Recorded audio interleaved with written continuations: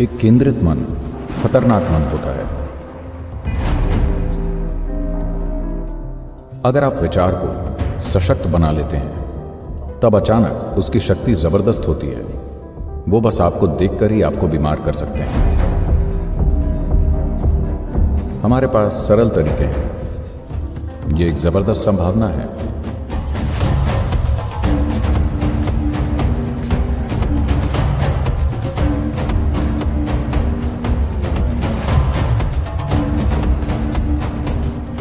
नमस्कारम सद्गुरु।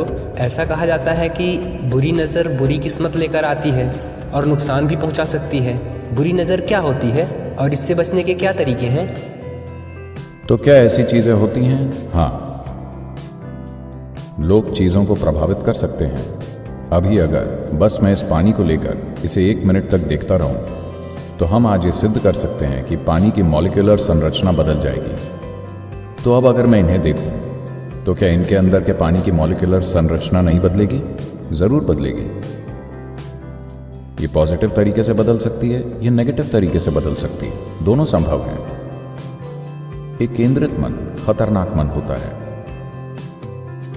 खतरनाक होगा या नहीं, यह उसकी मंशा पर निर्भर करता है। अगर आप विचार को सशक्त कर लें तब वो विचार बहुत शक्तिशाली बन जाता है। गुस्से से भरा दिमाग, काम वासना से भरा दिमाग, प्रेम से भरा हुआ दिमाग, ये सब बहुत शक्तिशाली दिमाग है। इसका कारण गुस्सा या प्रेम नहीं है, बस इसलिए क्योंकि वो एक बिंदु पर केंद्रित हो गया है।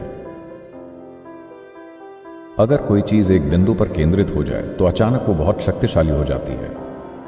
अगर आप ऐसा करें तो ये चोट नहीं पहुंचाएगा, पर आप इसे इस तरह बना लें तो ये चोट पहुंचाएगा, है कि नहीं? क्योंकि ये एक बिंदु पर केंद्रित हो गया है। फोर्स वही है, पर एक बिंदु पर केंद्रित होने से अचानक उसका प्रभाव बहुत बढ़ जाता है। तो ये एक बिंदु पर केंद्रित होना आपकी जागरूकता से हो सकता है, या साधना से, या फिर गुस्से से। जब आप इस व्यक्ति पर एकदम गुस्सा होते हैं तो आपका मन एक जगह केंद्रित हो जाता है। गौर कीजिए, प्यार में यहां वहां घूम सकता है, पर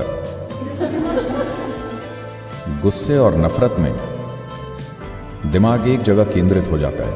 एक जगह केंद्रित होने से यह प्रभाव डाल सकता है। तो लोग जब गुस्सा, नफरत, लालच के चरम पर होते हैं और वो किसी पर वाकई फोकस करते हैं तो सामने वाले के साथ कुछ चीजें हो सकती हैं। मैं कह रहा हूं हो सकती हैं, जरूरी नहीं कि होंगी ही। ये इस पर भी निर्भर करता है कि आप किस स्थिति में हैं। अगर आप इस तरह से व्यवस्थित हैं कि बाहरी प्रभाव ये तय नहीं करते कि आपके भीतर क्या होता है, तो चाहे जो कोई भी आपको देखे, आप उन चीजों से मुक्त रहेंगे। अगर आप ऐसी स्थिति में हैं जहां लगातार आप अपने आसपास की हर चीज से प्रभावित होते हैं, अगर आप ऐसी स्थिति में हैं तो यह संभव है कि कुछ खास तरह के लोग आपको प्रभावित कर सकते हैं। वो बस देखकर आपको बीमार कर सकते हैं। यह बिल्कुल संभव है। ऐसे लोग भी हैं जो किसी को देखकर उनकी मृत्यु का कारण भी बन सकते हैं। अगर आप किसी के अंदर बस उसे देखकर परमानंद पैदा कर सकते हैं तो आप चाहें तो पीड़ा भी पैदा कर सकते हैं। बस स्विच अलग है, बस इतना ही। यह आपके नल की तरह है। इस तरफ घुमा दें तो गर्म पानी, उस तरफ ठंडा पानी। दिमाग भी बिल्कुल ऐसा ही है। इसका कई तरीकों से सकारात्मक उपयोग किया जा सकता है। यह जबरदस्त संभावना है, पर लोग इसका अलग तरह से इस्तेमाल करना चुनते हैं। हम जो भी करना चाहें, जो जीवन को बेहतर बना सकता है, जो जीवन बचा सकता है, जीवन को सुंदर बना सकता है, उसी का इस्तेमाल जीवन को नष्ट करने में, उसे भयानक बनाने में भी किया जा सकता है ना?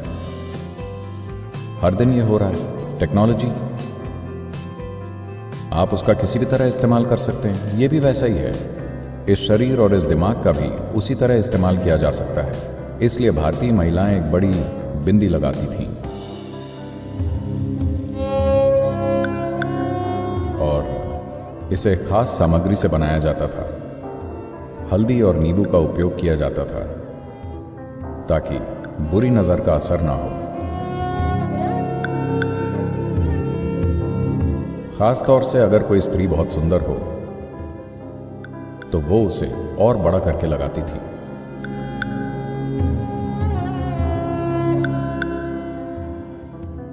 क्योंकि स्वाभाविक रूप से लोगों की नजरें उस पर पड़ती हैं जिसकी भौतिक उपस्थिति आकर्षक होती है, तो उसका स्वास्थ्य और खुशहाली और ये सब प्रभावित ना हो, इसलिए वो बिंदी और बड़ी कर देती थी।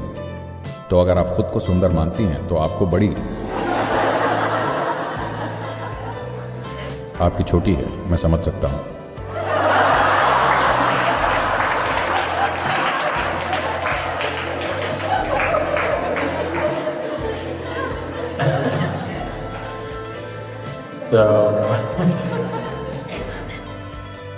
तो इन सब चीज़ों में मत पड़िए, क्योंकि फिर आप सोचने लगेंगे कि अभी मेरा पेट दर्द हो रहा है क्योंकि इसने मुझे देखा,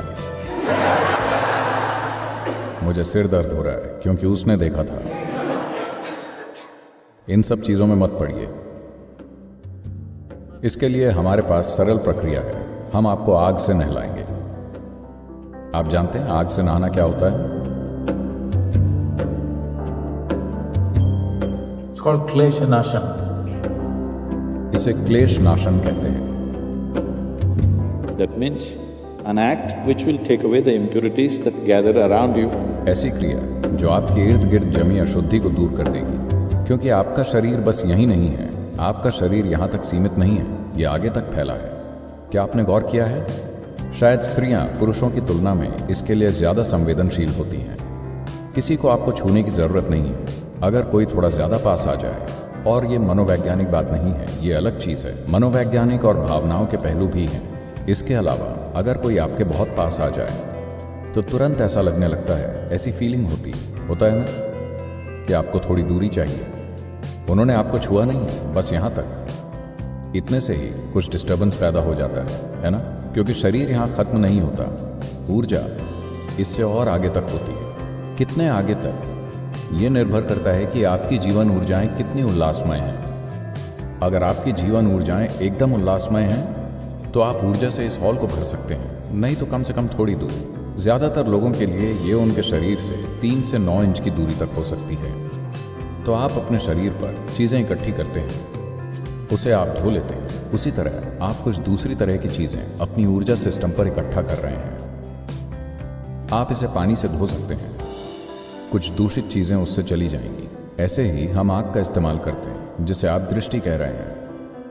क्या ऐसा ज़रूरी है कि ये किसी के देखने से हो रहा है या नहीं, वो पक्का नहीं है, पर आपके आसपास के जीवन का प्रभाव निश्चित ही आपके एनर्जी सिस्टम पर हो रहा है। अगर आपके पास अपने भीतर कोई आध्यात्मिक प्रक्रिया है, यानी आप किसी तरह की क्रिया या ध्यान की कोई प्रक्रिया कर रहे हैं, तब आपको इन सब चीज़ों की ज़रूरत नहीं पड़ेगी, क्योंकि आप खुद को भीतर से साफ करना जानते हैं।